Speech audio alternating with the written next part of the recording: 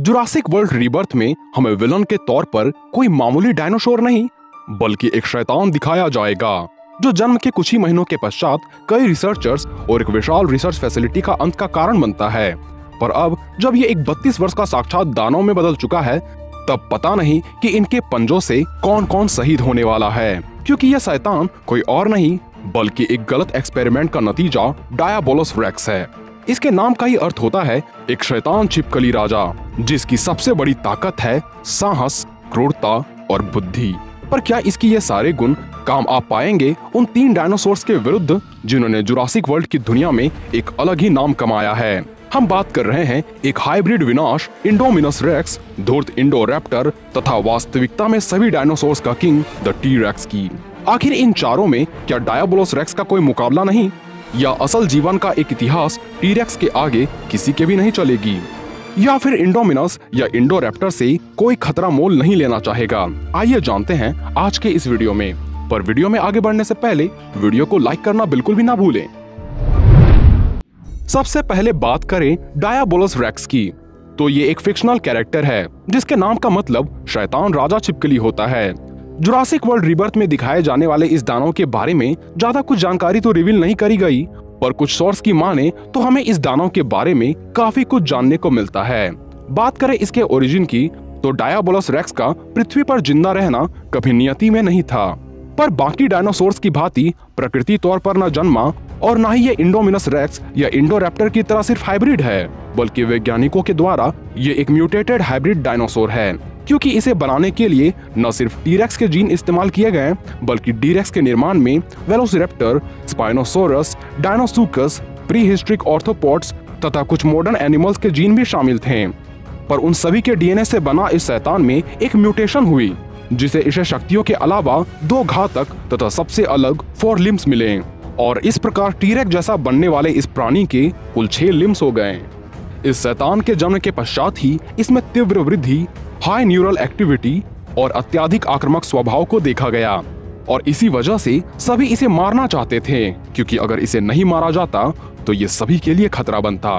पर अल्प आयु में ही ये अपनी मौत की साजिश को रोक लेता है और चैम्बर में फंसे इस रिसर्चर पर पहले रिसर्च करके उसे बड़े ही आराम से मौत के घाट उतारता है। बात करें इसके साइज एंड फिजिकल एबिलिटीज की, तो ये शैतान अपने जुवेनाइल स्टेट में भी एक इंसान और एक जुवेनाइल टी-रेक्स के मुकाबले काफी विशाल था। पर जब ये वयस्क हुआ, जैसा कि इसे डंकन की ओर आते हुए दिखाया गया था, तब ये 25 फीट ऊंचा और 50 फीट लंबा एक विनाश बना। इसके फिजिकल फीचर्स की बात कर ले तो इसके सिर काफी बल्जिंग है, किसी बेलुगा वेल की तरह, जिससे वे हाई फ्रीक्वेंसी वेव्स के द्वारा एक दूसरे से कम्युनिकेट करते हैं। इसके अगले 2 आर्म्स जो जमीन को ऐसे छूती है मानो कोई ताकतवर गोरिल्ला अपने आक्रामकता और टेरिटोरियल नेचर को शो कर रहा हो, और उस अगले लिम्स में लगे 3 धारदार तथा लंबे नाखून हमें वेलोसिरैप्टर की याद दिलाती है। इसकी त्वचा किसी प्री हिस्ट्रिक ऑर्थ्रोपॉड्स की भांति इस तरह मजबूत है मानो इस पर पार्कर जेनिक्स के द्वारा डायनासोर्स को हंट करने वाले बनाए गन भी काम न आ पाए। इसके जबड़ों में मौजूद दांत प्राचीन मगरमच्छ डायनोसुकस की भांति पूरे जबड़ों तक फैली हुई है, जिसमें हड्डियों तक को कुचलने की ताकत है।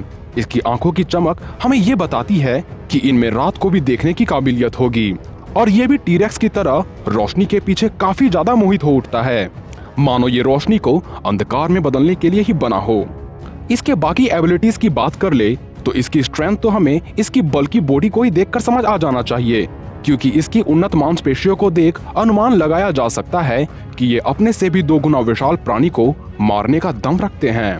इसके भारी शरीर को देख ये ना समझें कि ये कोई धीमा प्राणी है, बल्कि इसके 2 अगले फुल फंक्शनल पैरों की वजह से ये 60 किलोमीटर प्रति घंटे की रफ्तार को हासिल कर सकता है। ये जब इस चैम्बर में था तब ये इस इंसान को तुरंत मारने के बजाय उस पर थोड़ी सब्र के साथ उसे परख कर हमला करता है, और ये घटना हमें बताती है कि ये कितना अक्लमंद है। साथ ही इस एक शैतान ने ही पूरे रिसर्च फैसिलिटी को तबाह कर दिया, और इंसान वहां से जान बचाकर भाग गए, जो इसके इंटेलिजेंस लेवल का हाई होने का प्रमाण देती है। इसके अलावा इसमें भी कैमोफ्लाज, नाइट विजन तथा फास्ट हीलिंग जैसी कुछ कमाल की एबिलिटीज है। पर क्या ये टी-रेक्स इंडोमिनस रेक्स तथा इंडोरैप्टर से भी आगे हो सकता है? क्योंकि बात करें इंडोमिनस रेक्स की, तो ये एक जेनेटिकली मॉडिफाइड डायनासोर है, जिसे साल 2015 में आई जुरासिक वर्ल्ड मूवी में हमें दिखाया गया था।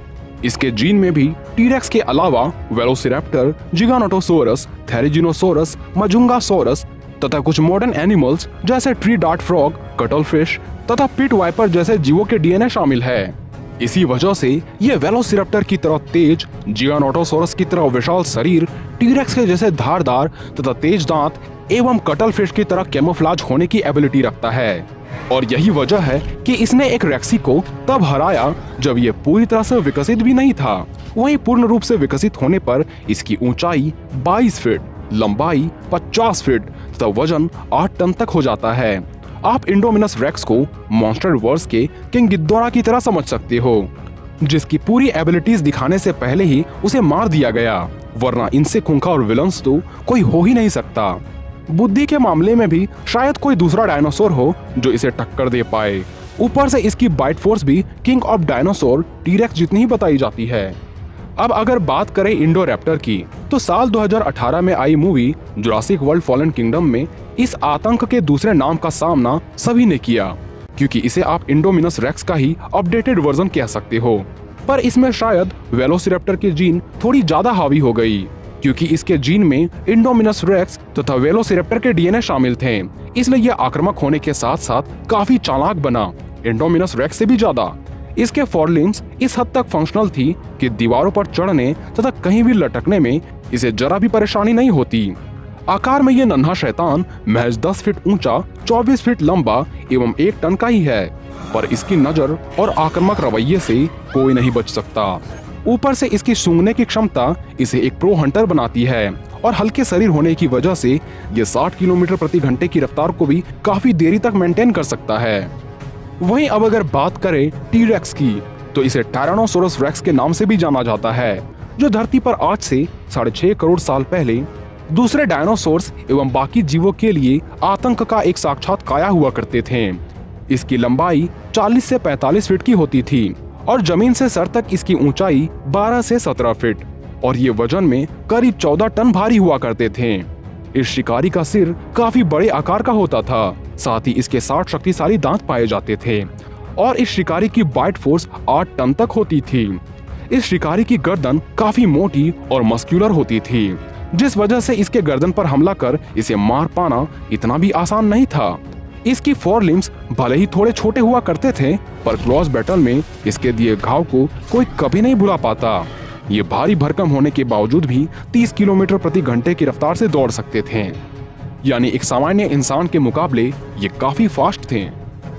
इस पौराणिक प्राणी की नजर काफी तेज होती थी, जो रात में भी किसी जीव के शरीर से निकल रहे गर्मी को सेंस करके उसे देख सकते थे, यानी इसके आंखों में थर्मल विजन वाले सेल्स पाए जाते थे। इसकी सूंघ कर शिकार को मारने की क्षमता लाजवाब की होती थी। वैसे जुरासिक पार्क का टीरेक्स, जिसे हम रेक्सी के नाम से भी जानते हैं, उसमें भी टीरेक्स जैसी कई सिमिलर एबिलिटीज पाई जाती थी, पर रियल लाइफ टीरेक्स रेक्सी से कई गुना ज्यादा पावरफुल होते थे।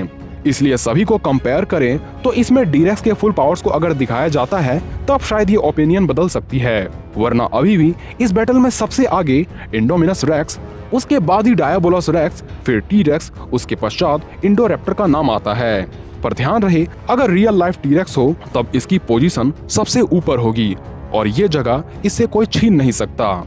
इसलिए इस बैटल में डायाबोलस रेक्स, रेक्सी तथा इंडोरैप्टर को तो हरा सकता है, पर इंडोमिनस रेक्स के केस में डायाबोलस रेक्स थोड़ा कमजोर पड़ जाएगा। खैर, इस पर आपकी राय अलग हो सकती है, जिसे आप कमेंट बॉक्स में लिख सकते हो। तो आज के लिए बस इतना ही, मिलते हैं अगले वीडियो में।